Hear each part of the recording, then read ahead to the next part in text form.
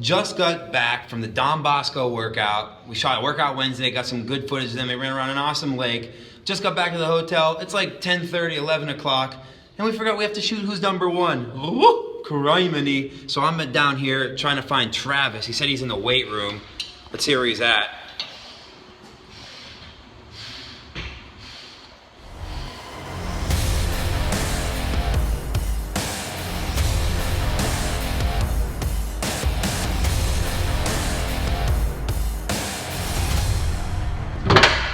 Alright, you can't judge me because you can't argue with the results, alright?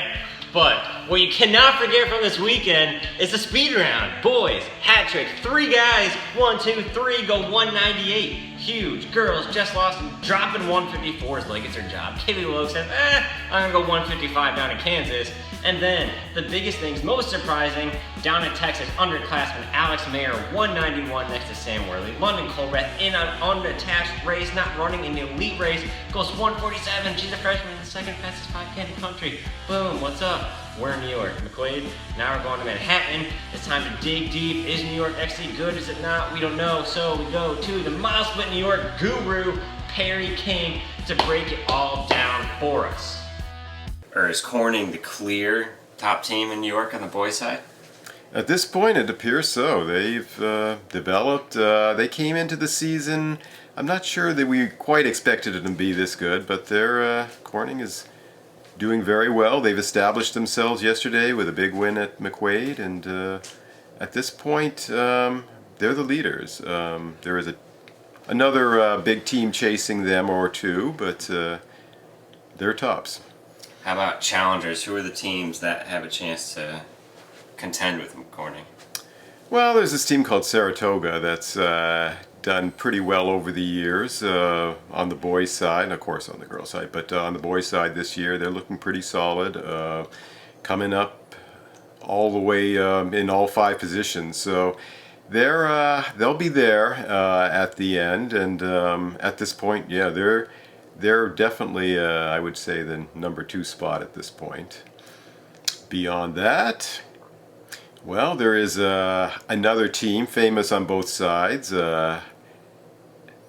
called FM, or Fayetteville Manlius, and you know they've got some development work to do here and there. They could definitely be in there as a good possibility too, though. And beyond that, well, we always like to throw in one of the New York City schools too, and this year Xavier, there was a few questions about them early in the season, but they're coming on strong now, and they seem to have maybe displaced St. Anthony's this year as the top team in the CHSA, but St. Anthony's is coming on strong now too. They have a long way to go, but Xavier is definitely a team that could make trouble as we try and imitate St. Anthony's of 2 years ago. On the girls' side, of course, FM is a team we're all familiar with. We thought they're good at the beginning of the season. They just showed us, okay, they're good. But on the other hand, North Rockland had a lot of hype with some of their returners that they had coming back this year. Have they been living up to that so far this season? I think so. They got to get the challenges. They got a pretty good one at pre-states when they went head-to-head with Corning. You can talk about the merge and the results there, but teams are really only running against the teams in their race, and North Rockland did well against Corning there. They have some places to fill up, at the back behind their top 3 there of Tui Harris and Morales, at the top. But they're coming along. They're, as long as they can get up into the speed ratings of into the 110s, and I kind of feel that they will. I think North Rockland will be a good challenge again for the at-large spot. In between those 2 teams, of course, we have the Saratoga team that has been a little bit of a mystery. We haven't really seen them much, the Saratoga girls, this is. But they have a pretty good runner at the top there, and Kelsey Camille, and they have always a solid group. The Saratoga, you can count on to having 20 girls above the certainly above the 100 mark, and sometimes they have almost that much above the 110 mark. So they always have a strong group to choose from there, and so unless something really catastrophic happens, Saratoga will likely be possibly even battling up by FM this year. They're not that far apart in the speed ratings now, so I think Saratoga and FM, with North Rockland being the likely third candidate at this point. And I think there's a good chance that New York will get 3 teams for Nike this year. Looking at the regional, New York's been known to get some wild card selections in the past. Is there enough depth on the New York side for them to possibly get 3 or 4 teams? On the boys at this point, I don't think so. I mean, I think for the boys, unless something spectacular starts happening, we're talking about the teams fighting for the 2 spots. On the girls' side, oh yeah, definitely. I would think probably 3 at this point. You got 3 New York teams up in the 120, up in the mid 120s area, and they're going to keep rising. That's a given.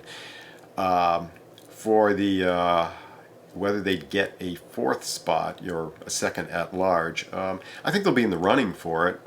There's a lot of possible competition there, but it's a very big and deep field for the girls this year. So we'll see. You just have to go out there and prove yourself, and I think the New York teams have done that over the years. Once when they've gotten the picks to go out to nationals, they've almost always finished in the top. With a very small exceptions. I think one actually they've always finished at least in the top half, and often filling up the top 5. So.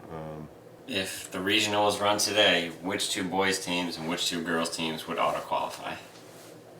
Well, if it was done today, yeah, it would be on the boys' side. You would have Corning and Saratoga. I think they're a little bit ahead of the rest at this point. They're the ones that are solidly enough built. They don't have any real big weaknesses or anything like that. On the girls' side, actually North Rockland is I think gone ahead of Saratoga in the speed ratings, but you got Saratoga probably in the 2nd spot on both sides, and Corning and FM on the for the boys and the girls at the top spot. That's a wrap for Who's Number 1 this week. Check out the full interview with Perry below, where he talks about what it takes in terms of speed ratings to make NXN and everything else from Who's Number 1. Check in next week.